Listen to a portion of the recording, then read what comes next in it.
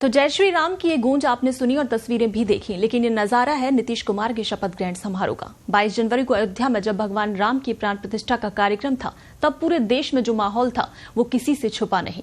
देश में उस दिन दूसरी दीपावली मनाई गई थी। देश भर की सड़कें और गलियां जय श्री राम के नारों से गूंज उठी थी।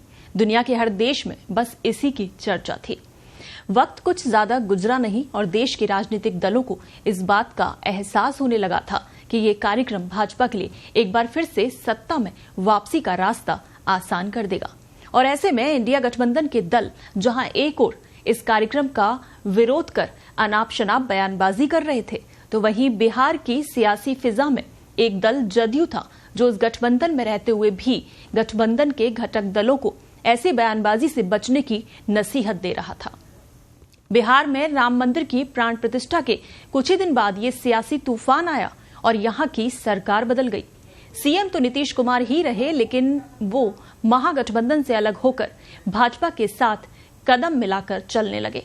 ऐसे में सभी मानते हैं कि राम मंदिर ही नीतीश कुमार के यू टर्न की बड़ी वजह बना, यानी रामलला अयोध्या में विराजे और नीतीश की राजनीतिक चेतना बदल गई। नीतीश की राह भाजपा की तरफ होली और ये उनकी मजबूरी बन गई।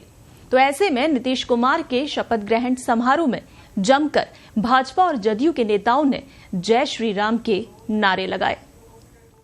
2024 के लोकसभा चुनाव के लिए जहां कई मुद्दे विपक्ष ने भाजपा को घेरने के लिए तैयार किए थे, वहीं भाजपा की तरफ से राम मंदिर की प्राण प्रतिष्ठा के मुद्दे ने विपक्ष के सारे मुद्दों को धराशायी कर दिया।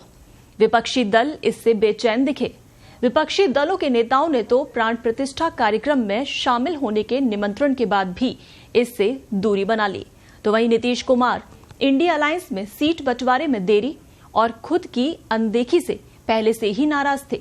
मल्लिकार्जुन खड़गे को जब इस गठबंधन का अध्यक्ष बनाए जाने का प्रस्ताव आया, तो नीतीश की नाराजगी सबके सामने आ गई।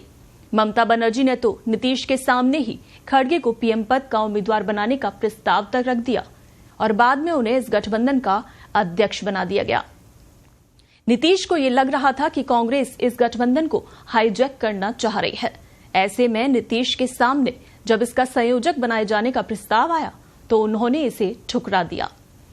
भाजपा ने राम मंदिर के बाद एक और मास्टर स्ट्रोक चला, जिसके बाद नीतीश भाजपा के और नजदीक हो गए।